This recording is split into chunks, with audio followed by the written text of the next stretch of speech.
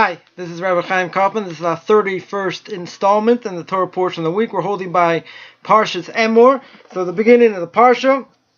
Here the Torah says, Hashem said to Moshe, say to the Kohanim, the sons of Aaron, tell them, each of you shall not contaminate himself to a dead person among his people. So there's a command for the Kohanim not to make themselves impure or tameh. We'll see what the word tameh here means, or try and see what it means. And it says, you shall not become tameh, contaminate yourself, that's the way we'll translate it, to a dead person. Right? That means the high priest is not allowed to go to a funeral, even of a mother, father, sister, brother, God forbid a child. If he's obligated to mourn, he can't come in contact with a dead body. Right? So there's an extra holiness to the Kohen as the Torah portion goes on. It talks about who he's not allowed to marry. So the idea is that the Kohen himself, or the high priest, really the Kohen Gadol, right? He's got a very specific task. He's got an obligation to serve in the temple. He's going to teach Torah to the masses, so he certainly has to live on a higher level, than everybody else. So there will be things he's not allowed to do. He's not allowed to contaminate himself. We mentioned there's certain people he's not allowed to marry, right? So he's on a level, that he has an obligation to uphold to a much higher level. So there are a few aspects of this that I wanted to bring out. One is this idea of tumah, or impurity. So here says, Mori Rebbe Ravagon Ramosha Stor Moshlita, you should be well. He says that when he talks about the fact that he's not allowed to impurify himself, make him impure, he says like this, that the Torah talks about the milah, the strength of a person who's alive. Right? Because the purpose, what's the purpose of a person in this world? Right? What does God do? So, what God did was, when he created man, he distinguished man from animal. So, the Aramaic translation, the Targum, over there in the beginning of Genesis, when God puts the soul into the human, he says, the Aramaic translation says, that what did he put in? He put in the Ruach Memalelo. The Ruach Memalelo means that he put in the spirit of life. And what does the spirit of life mean according to the Targum? It means the ability to speak. Now, it doesn't just mean the ability to speak. Animals also speak. We just, we're not in tune with what they are saying, unless, we'd all be Dr. Doodle and, go back in time and, maybe we'd be able to understand what they're saying, but, we don't.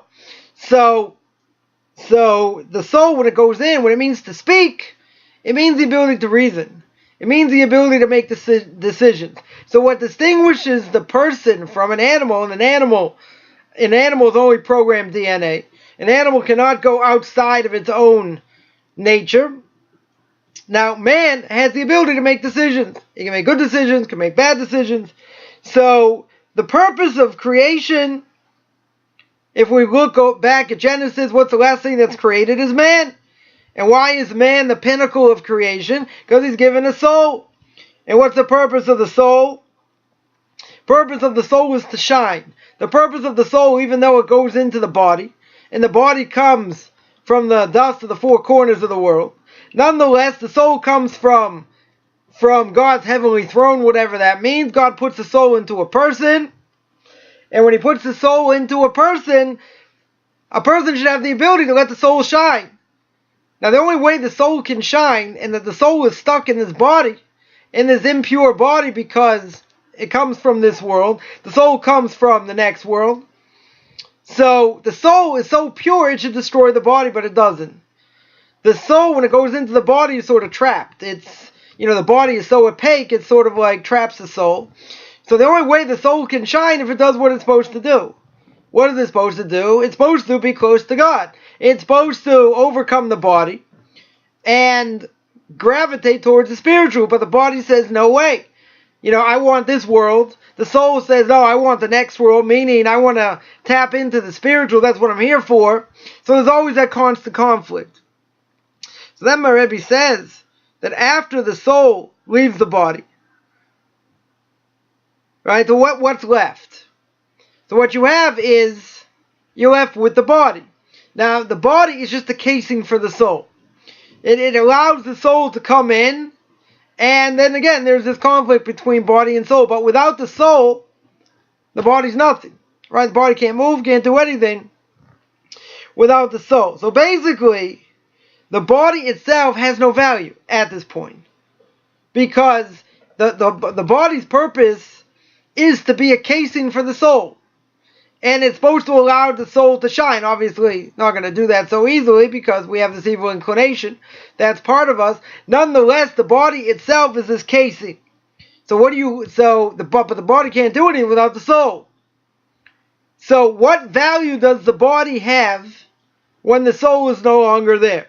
So he says nothing. Right? There is no inherent value in the body.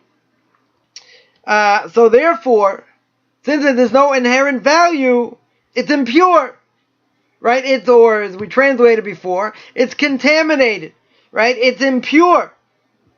And therefore it has to be buried. Now, when we say it doesn't have any value, it doesn't mean you can do anything to it, right? It doesn't mean you can, have scientific experiments, a person can leave their body to science. You're not allowed to do that, right? A Jew is not allowed to do that.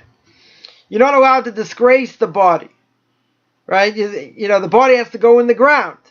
That's why when a person dies, right, they should be covered, and a person shouldn't look at a dead body. Why? Because what was that body, shortly before it died? It had a body and a soul.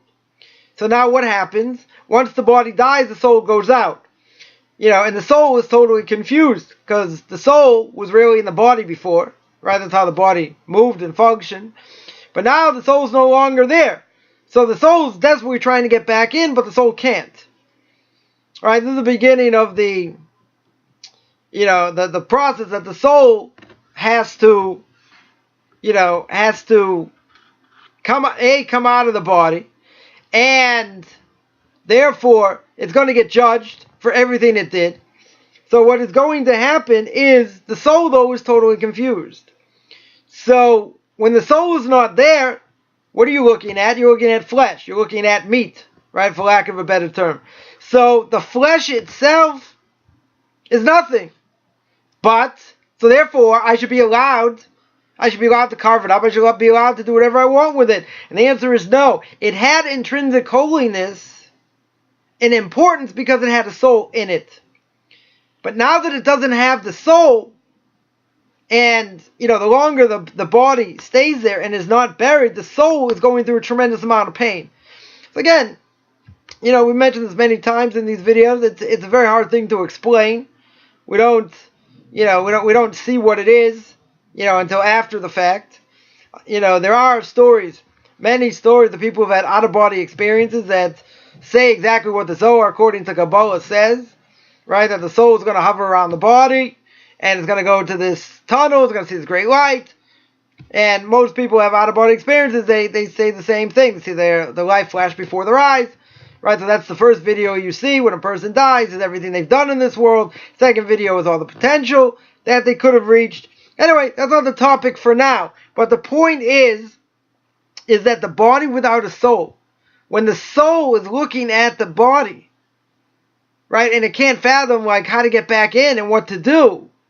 So somebody looking at that body, without a soul, the soul goes bananas. As far as the sources that I've seen, it's a tremendous pain for the body, for a person looking at the body. It's tremendous pain for the soul when somebody's staring at the body without it. Right? Because they really go hand in hand. That's exactly the point over here. When the soul goes in, they're supposed to go hand in hand, work together, so to speak. Help the soul shine, even though the body doesn't want to do that because the body comes from the physical world. So the problem is, once the soul goes out, what's the purpose of the body? seemingly the body has no purpose now. The only purpose the body has now is that it has to go in the ground.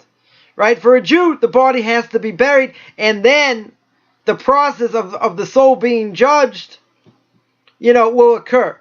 But that can't happen, and the soul will have a tremendous amount of pain the longer it stays out, and the longer the body stays out and does not go into the ground.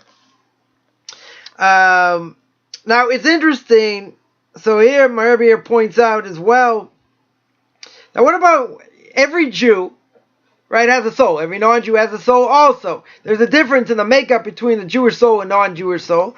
But what about a Jewish person who's a heretic? Right? Regardless why he's a heretic. Right? It doesn't matter if he learned all the Torah in the world and he decided, not to keep it, or even if he doesn't know anything. If he grew up, let's say as a potato farmer in Idaho, no offense to anyone, who lives in Idaho or was a potato farmer. But let's say they grew up in the middle of nowhere, in the boondocks, or as we said it in Boston, in the boonies. They grew up in the boonies, they didn't know anything. Right? In this case, ignorance isn't bliss. In other words, God's going to judge you for being ignorant. But He's not going to judge you so severely as if you did something on purpose. Because you didn't know any better. Right? Remember, potato farmer, you didn't know any better. Nonetheless, you're still going to have to pay a price. So every here asks, what about somebody like that? That person, even if he doesn't know anything, he's still a heretic. Right? Even if he doesn't know anything. He might be tragically called a heretic, but he's a heretic. So what about a heretic when he dies? A Jewish heretic when he dies? Does the body become impure? And the answer is that the soul itself, no matter how much a Jew sullies it, and how much a Jew doesn't tune into what the soul is supposed to do, and how it's supposed to shine, nonetheless, when the soul goes out, and now the body can't function, right? The body dies. So when the body dies, the soul is still the soul. In other words, it may be evil, or maybe evil by default, even though it doesn't know what it's doing, right? But it's still evil. So what? The soul, the soul is immortal. So the soul of a Jew still has that, tremendous spark, because it's connected, it's connected to God. A non-Jewish soul is not the same, right? It's totally not the same because there are certain elements that are missing. So be that as it may, whatever this Jew does, no matter how bad it is, still a Jew. Right? As long as he doesn't take himself out of the category of being a Jew. So if he's still a Jew, what happens to his body after the soul goes out? Body's impure. If a Kohen's not allowed to come in contact with it. He's a heretic, so what? But he's still got that Jewish soul. So the Jewish soul doesn't undo that. And he's still impure. So therefore, he says, when the soul goes out of the body, there's a lack. Right? There's a lack of the holiness for the body. And the body just sits there, can't do anything. So there's a total lack. And therefore, because there's a total lack without the soul, then the body's impure. Again, regardless of whether he's a heretic or not. Right? All the more so if he's a heretic. He still has that spark. And if he still has that spark at the end of the day, his body's going to become impure. So, one thing here Rebbe points out is that you see, even by heretics, nonetheless, when the soul goes out of the body, and when they die, their body becomes impure. Doesn't mean that, if they're so inherently evil, that we say, since they're so inherently evil, when the soul goes out, the body doesn't have any impurity. No, soul is still the soul. Doesn't change. Right? Where it ends up and how it gets judged is a whole different story. But the soul is still the soul. It's going to become impure. So then my Rebbe says, interesting, should never give up hope on anyone. Regardless, someone could be the biggest heretic in the world, and they still have that spark. They still have that, Jewish spark, that's in them, that they could always, they still have the chance to come back. So, you might say, well, some people are so evil, or their spark is so dead, it might take like a nuclear bomb, to light it up. That may be true. But there's always that spark. I was just listening to a tape today, or can't say a tape, really, an MP3, right? Dating myself. I was listening to an MP3. Actually, it was yesterday, not today. Anyway, there was the rabbi giving a class, and he went to speak to, he's Israeli, went to speak to a bunch of Israelis, secular Israelis in America. No question exactly how they got there, whatever. There was somebody there that, wanted to speak to him after. And after the class, they had told him that they were the two people that started the Shinui party in Israel more than 15 years ago. That was the party with Tommy Lapid. And basically, that party got 15 mandates in the Knesset. More than 500,000 people voted for this party in Israel. And the platform of the party, this is the only platform it had. The platform was to go against the ultra-Orthodox Jews in Israel. That was their platform. So on that platform, it was an unbelievable thing. On that through that platform, there were 500,000 people that signed up and gave this political group 15 seats in the Knesset. Right? You need a majority of 62. Right? Or say more than 61. 62 in order to form a government in Israel. So, that's a huge amount. It's almost 30%. 30% of the population voted for a group that their only platform was to be against the ultra-Orthodox Jews.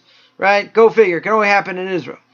So, anyway, they tell them the story of who they are, and they started the party, but they put this other person, in charge because they were a bunch of nobodies. This person, was pretty famous on TV. He was a writer, etc. So, they put this person in charge, and he's the one that got this party to Providence. So, but they said, however they got to this class, they said it was the first time that they ever heard words of Torah, ever.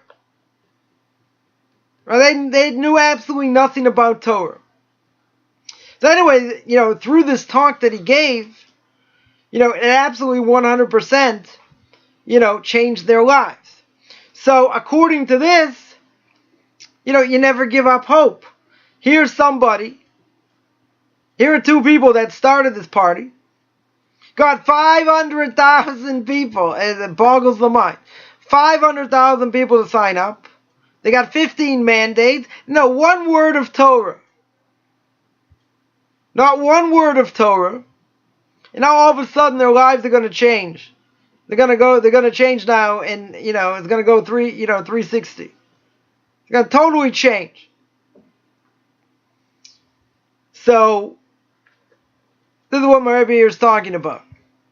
You can have someone so far, so, steeped in garbage that you need a snorkel in order to breathe. And what happens? Somehow that spark in the soul gets lit. These people didn't know anything, and they were certainly anti-Torah to boot. But something happened within themselves that the spark was lit. So we see a person can come from so far away and still eventually come back. That's the power of the soul. Because the Jewish soul is insatiable. In other words, you could learn Torah day and night if you didn't have to eat or do any other, bodily functions, and, you didn't have to sleep, and you could sit and learn Torah 24/7. Right, give or take, here and there, but you could learn day and night. If you did that throughout your life, however long a person lived doing that, how much of the Torah are you going to get to? The Torah is as wide as all the oceans. It's as expansive as the sky. It's unlimited. So the problem is, though, if you don't fill it with Torah, the soul wants more. The soul desires more. Right? We mentioned it's insatiable. So for a Jew, we'll give one example. For a Jew, come Shabbos, right? Friday night, sundown, to sundown Saturday night. If the whole purpose of Shabbos, if we go back to the book of Genesis, chapter 2, when God created the world and he stopped on Shabbos, right? He stopped creating on Shabbos. So, the Ramchal says in Derech Hashem, Rabbi Chaim Coffman brings down in the way of God, that he says Shabbos gives the world strength from week to week. So we think every day, Jews say in the morning, they'll say a psalm at the end of services, they'll say, this is a psalm for Shabbos, second day this is a psalm for Shabbos, third day, etc., until we get to the sixth day, till we get to Shabbos. Right? Or seventh day we get to Shabbos. So we think that really Shabbos is the end of the week. Where in reality the Ramchal says no. Shabbos is really the beginning of the week. And the power of Shabbos solidifies the entire week. It gives the strength for the next week, not the week before. Right? Just the opposite. It's not like you're counting down and, thank God there's Shabbos. Shabbos from the previous week gave you that week's power. A little bit hard to understand. But we shouldn't think that it comes at the end of the week. It does come at the end of the week, that's true. But the strength of the week was from the week before, from the Shabbos before. That's the power. So Shabbos, we don't use our phones, we don't use computers, we don't cut, we don't rip, there's all these things we don't do. Because God says, I want you to tune into my world. But what happens if you don't want to tune into his world? What happens if you say, listen, Saturday's my day of rest. I'm going to take it easy. I'm going to relax, quote unquote. So what do you do to relax? I mow the lawn. I do, whatever. You find things to do. Right? The weekend for a Jew or, for Shabbos, for a secular Jew, a person can go insane. Because what are you doing? You're looking ways to kill time. Because that void is exactly what it is. It's a huge spiritual void, and it's not being filled. It's being filled with junk, being filled with garbage, right? But the soul's not satiated. They got to fill it with more, and you got to do other things. So here you say, okay, I'm not working. I'm not chasing my tail like I do every other day. But you're still running around and, however you want to quote unquote call it relaxation. That's what Shabbos is. Right? But you want to say, that's my day of rest and I'm resting. Yeah, you're doing all kinds of other things. But the soul definitely feels it. The soul feels the lack. So thank God for sporting events. And entertainment. Otherwise, what would people do? They go crazy. You have to find things to do. Shabbos is just the opposite. Shabbos says that for 6 days, we're in charge of the world. For 6 days, we're busy running around, chasing our tails, making money or trying to make money, whatever our livelihood is. Seventh day, God says everything stops. Everything 100% stops. And God says, I want you to tune into my world. I want for 1 day a week, all year round, I want you to stop and I want you to smell the roses. I.e. the spiritual roses. Because I want you to understand, I created the world. And I want you to tune, at the very least, I want you to tune into this world once a week. Now you might think, well, if I have to tune into the spiritual world, and many people say, oh, I can't do this, I can't do that. It's not like you're fasting. You're not allowed to fast on Shabbos. You have special foods. It's family time, right? Sometimes, people are running here and there and everywhere. They have less family time during the week. Shabbos is the time. You have 3 meals. Maybe, hopefully, we survive them with our kids, right? But we have 3 meals. One Friday night, one Shabbos day, Shabbos morning, Shabbos afternoon, and one before the sun goes down. You pray in the morning, you pray in the afternoon, right? There are prayers for sure. But it's not like, you're fasting for 27 hours. I mean, some people may look at, the fact that, you're not allowed to cook. You're only allowed to reheat, or you're not allowed to, you're not allowed to use your computer. You're not allowed to use this. How boring. You can't do any of these things to create. Well, isn't it good to take a step back and just kick your feet up and, learn, sing, eat nice food?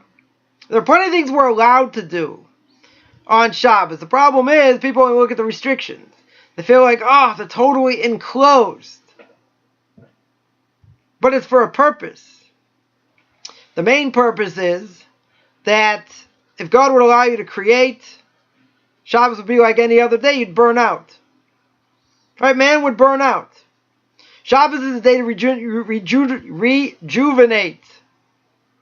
Rejuvenate doesn't mean I sleep the entire time.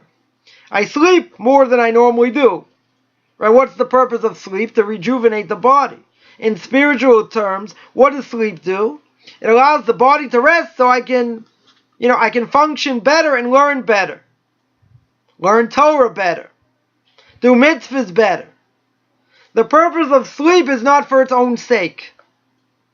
I'm just going to sleep 27 hours. Just going to let the world go by for 1 day. That's not what it is. The purpose of sleep, however much you get, is to strengthen the body. To make the body be able to function properly. So on Shabbos, you sleep a little bit more.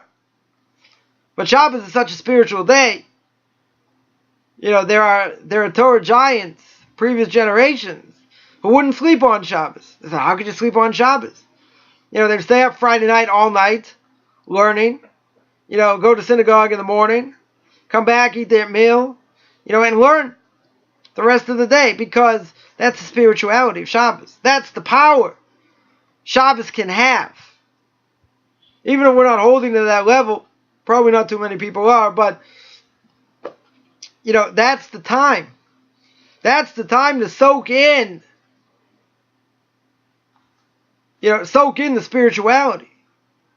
So imagine God gives you that opportunity once a week. And so you tell me, okay, there are only 10% of the Jewish population that observe Shabbos. Well, that may be true. So the other 90% are missing out. They have no idea what they're missing. At the very least, it's family time. The entire day. Not just for a meal. Not just for a night. It's the entire day. There is what to be said for that. Draws the family closer. But you see, there has to be a certain atmosphere also. And that is, what am I talking about at the Shabbos table? What does the table represent? The table is like an altar. It's like a mini altar. If it's a mini altar, you imagine, we should be speaking about politics. We should speaking about, we should be speaking about, the NBA finals. We should be speaking about the stock market. No. Now someone will tell me, well, I've been in Shabbos tables where they speak about this, that, and the other thing. Well, I'm not interested in what other people do. I'm telling you what should be done. You speak about the Torah portion of the week. You sing. If you can. You have a voice. Whatever. You make it as enjoyable as possible. Now that may mean that if you want to know how to run a Shabbos table, you should learn how to do that. You should learn how to keep your kids there, and even if there are many different age groups, right? You want them to come to the Shabbos table, but you're not going to force them there. You got a 4-year-old and he's out running around, this and that. You want him to come a little bit, eat a little bit, maybe say something in the parsha. That's it. Let him play. That's what he's supposed to do. A 15-year-old shouldn't be there like strapped down, but should want to be there. Should want to participate. So a person has to know exactly how to work all that together. Not easy. Right? So you have to prepare. You have to have good stories, have something about the parsha, maybe learn a certain work, at the table. But there should not be any secular talk on Shabbos. I know great rabbi of the last generation only spoke words of Torah on Shabbos, because that's the holiness of Shabbos.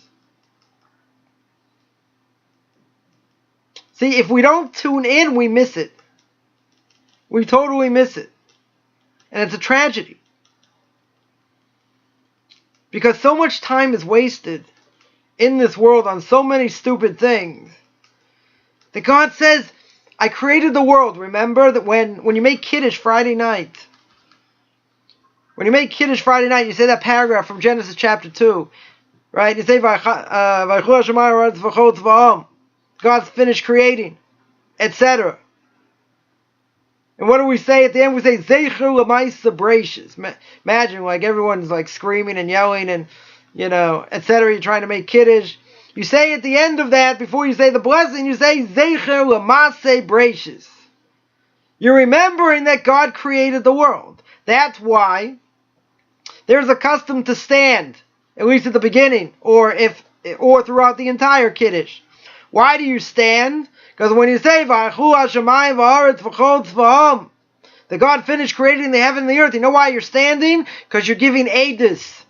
You're giving testimony to the fact that God created the heaven and the earth. That's why you stand.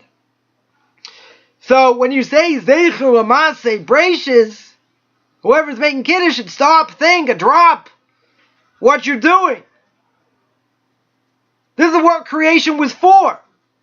Rashi says that when God created the world, He needed someone to accept the Torah. When He knew that the Jewish people were going to accept the Torah, Shabbos solidified everything, right? And that the Jews were going to keep Shabbos. Because the reality was, whatever God created was in a state of flux. It was all created, but it was waiting to be strong. What solidified it? Shabbos. Shabbos was a solidifying factor. Why specifically by Shabbos? Because Shabbos itself represents renewal of the world. It represents God's role in the world. Right? Even though nobody was there at creation. Right? But it says clear, God created the heavens and the earth. So you're giving testimony to that. You say, I make Kiddush over wine and grape juice. I make testimony of the fact that God created the heaven and the earth. Yeah, Friday night, that's exactly what you're saying. It's been a lost opportunity. Because people don't know what Shabbos is. Not only that, they don't know how to celebrate it if they knew what it was. Right? Most of them. But most people don't know what Shabbos is. Most Jews don't know what Shabbos is. They only see it's restriction. Can't do this, can't do that. But it can be enjoyed. Even though, it takes time to prepare and everything else. It can be enjoyed if you know what you're doing. Just because I can't do certain things doesn't mean that's not enjoyable. I think many people would be happy. 1 day a week, no cell phone. I think people would be ecstatic about that, unless you're totally addicted. Afraid you're going to miss an email or whatever the case is. Some people have that withdrawal for 1 day, but 1 day, put the stupid thing aside. Forget about the phone. Forget about everything. It's still going to be there after Shabbos.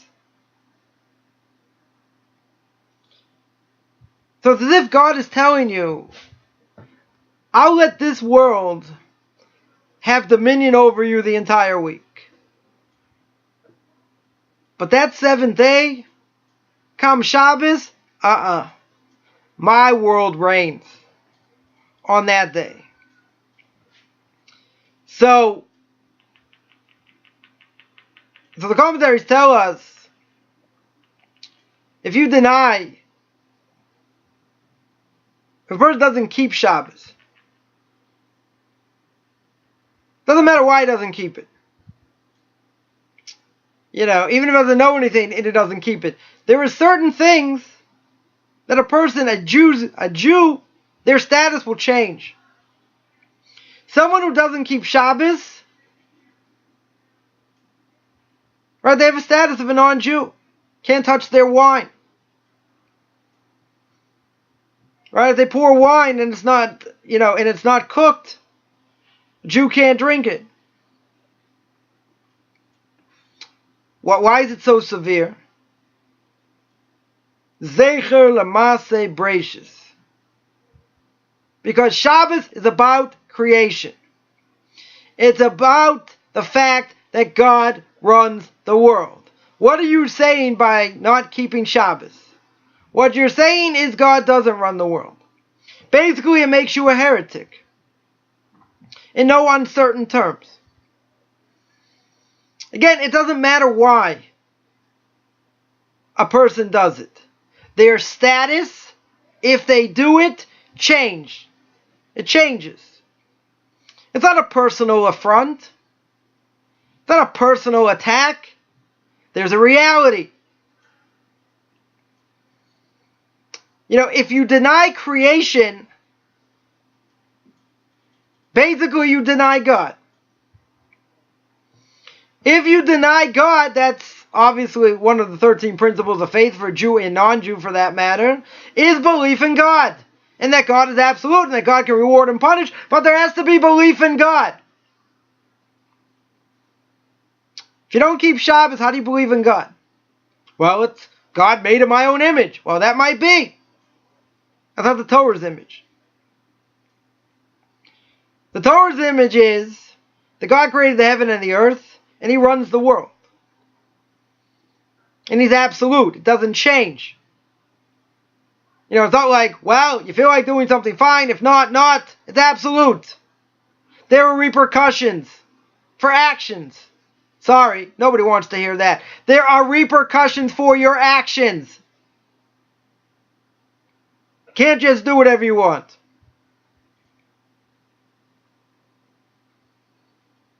So now what happens, for whatever reason, a person who doesn't keep it, you deny it. You deny the one who created it. You deny creation of the world. So you have a certain status. Again, people will take affront to this, and they'll say it's not fair, and I have rights, and all this and all that, and, Orthodox Jewry is only 10%, of world Jewry, blah, blah, blah, blah, blah. That may be true. But the next generation, who's going to be there? Everybody else or us? 70% intermarriage rate? 100% illiteracy rate? I should say 100%. 90% illiteracy rate? Who's going to be next in that generation? To give Judaism sort of pep talk? And they'll give it over very diluted? No one's going to be left who does that. So next generation, we're the only ones going to be left. But even when they say, statistics, this, that, Again, there's a reality. And the reality is absolute. And it doesn't change. You want to change it? Okay. You want to say, I don't want a part of it. That, you want to break your personal covenant with God? You can do that. But just remember, if you do that, in our world, so to speak, in our world that means that there are repercussions. You may not like them. You don't have to like them. There are repercussions. That's it. There's no way around it. There's always tshuva. You can always repent. If you don't, so fine. But realize how important this is. Realize that it's such a holy day. What you're missing. Because most people don't have a clue what they're missing, which really gets into the next thing that I wanted to speak about. A drop. My Rebbe here says that in the same vein about a Kohen who's not allowed to contaminate himself for others, right? For people that people that die, come in contact with dead body. He says there's a hint over here. My Rebbe here points out that that you find people that keep Torah mitzvahs. And they keep it very well. It's just that for themselves, if they're out there in the world trying to bring other Jews closer, they do things not according to Torah. Why? Because they think that, if you bring a lost Jewish soul back to the fold, it's like you establish a whole world. That's true, but it doesn't give you the right to do whatever you want. Doesn't give you the right to break other Torah laws to be able to do it. And you think that, look at the sanctification I'm doing and I'm making because, I'm bringing these people back. But you're bringing them back in an unkosher way. That's not a sanctification of God's name. That's called, keeping the Torah in your own image. Two rights don't make a wrong. Or two wrongs don't make a right. Or one wrong or one right. Here you're trying to do the right thing. Even if you're doing it for the sake of heaven. But you're doing it on your own. You're doing it out without guidelines. Even if the end result is good, it's bad. Why? Because you're sacrificing your own Torah and making up your own Torah for what you think is the sake of a greater good. Even if the end results are good. Torah is not a pretzel. Torah is not something that you just play around with and change it and you do whatever you want and you justify it. Right? Very easy to justify. You say, look, I'm saving these people. They're coming back to observance. Yeah, but you're in the mud with them trying to do that. Torah sells itself. We don't have to, we don't have to bring ourselves to their level in order to bring that spark out. So Emor points out, you should only do it in a way where the absolute source of what you're doing is Torah. You're not cutting corners. You're not relying on things that you shouldn't rely on. And I could go on for a long time of things I've seen. And I've heard that people have done trying to bring other people closer. That doesn't mean it's right. Just the opposite. So that's what my Rebbe here says. You always need someone above you. Someone who you go to get advice from, who's going to steer you in the right direction. So here my Rebbe says that's the hint over here. Don't contaminate yourself. Right? Even if you're doing good things. Even if you're trying to bring people back to the fold, do not contaminate yourself in order to do it. Even if the end result is for the sake of heaven, who cares? You're contaminating yourself. So who says you're allowed to do such a thing? Because what that does is that brings your level down. It brings you closer to the level of the people you're dealing with. When you do that, you destroy yourself in the process. That's not good. Right? No one in their right mind is going to say that's good.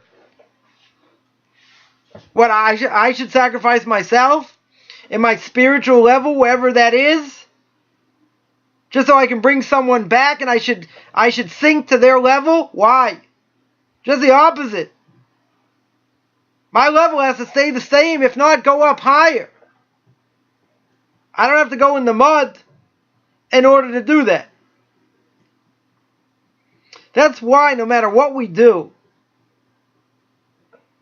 we need guidance. We need people greater than us, more spiritually in tune, to guide us. You know, the one thing we have to always keep in mind, if a person, you know, before they do something, they should ask themselves, is this good for my soul or not? Is it beneficial for me or not? If you have a doubt, don't do it until you ask somebody. If you think it's a good thing, okay. But again, you could be clouded. You know, it could be something that's not necessarily so straightforward, but your evil inclination can say, yeah, it's a good thing or whatever, and, you know, convince you to do it, and you do it, and it's not so good. I'll give one example. A person wants to, you know, learn many hours a day. They stay up real late at night, you know, etc. So the evil inclination will let you do it. But what's going to happen? Eventually, you don't take care of yourself. You know, your body just gives out. It's only, you know, you need sleep. You need rest. You need a drop of downtime. So the evil inclination will say, fine, I'll give you this, I'll give you a little bit more, and then your body collapses. Right? That's not good. You burn out. But you're learning more and you're gaining more, whatever. Yeah, but then for 3 days you're in bed. And you can't function. And then you can't learn at all. So everything has to be done in moderation. You know, but you have to think things out. And again, that's why it's extremely important, you know, to have someone in your life that you can ask these questions to. Someone you can go to, someone who's experienced. You know, someone who knows what's going on out in the world, so to speak. And that person will guide you. Say it's a good thing, it's not a good thing. Or if they don't know, they'll go to someone bigger than them. You know, but, you know, everybody needs someone to go to. You can't do things on your own. Right? How many times have I heard, well, you know, I'll wait and I'll see what happens. You know, I'll let things dictate for me. Well, who says you're allowed to do that? Right? That's irresponsible. You're gonna let the world dictate to you? What? You don't have a shoulder, you don't have a gav, as they call it in Hebrew? You let the world dictate to you, or the world will crush you. The world will convince you what you're doing is a great thing, and then at the end of the day, you're going to pay a serious price. You may not think so now, but later on, you're going to pay a serious price.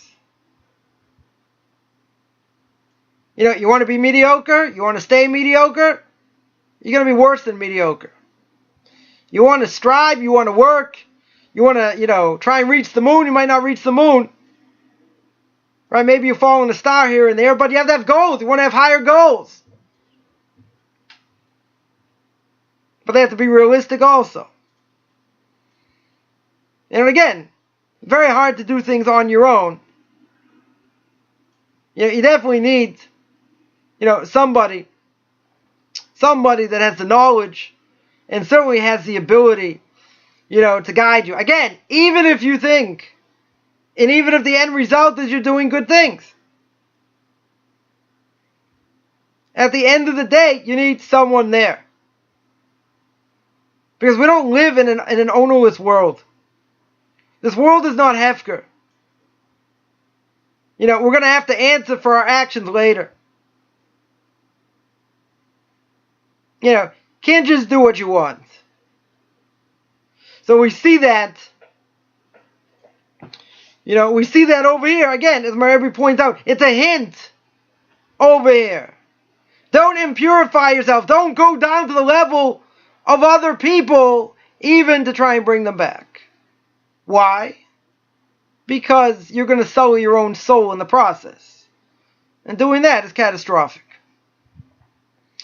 So I want to mention, I also give conversion no-hide classes and a class on Derech Hashem, the way of God. It speaks about prophecy, why God created the world, purpose of man, difference between the world before Adam and sin and after, prophecy. We mentioned spirits, souls, the nations, etc. It's a very fascinating book. Give that class once a week. Anyone interested can take a look at my Facebook fan page, Beyond Orthodox Conversion in Judaism, or my blog, orthodoxconversion.com, or anyone who wants to contact me at Rabbi Chaim Coffman at gmail.com, RABBICHAIM COFFMAN at gmail.com. Everyone have a great Shabbos.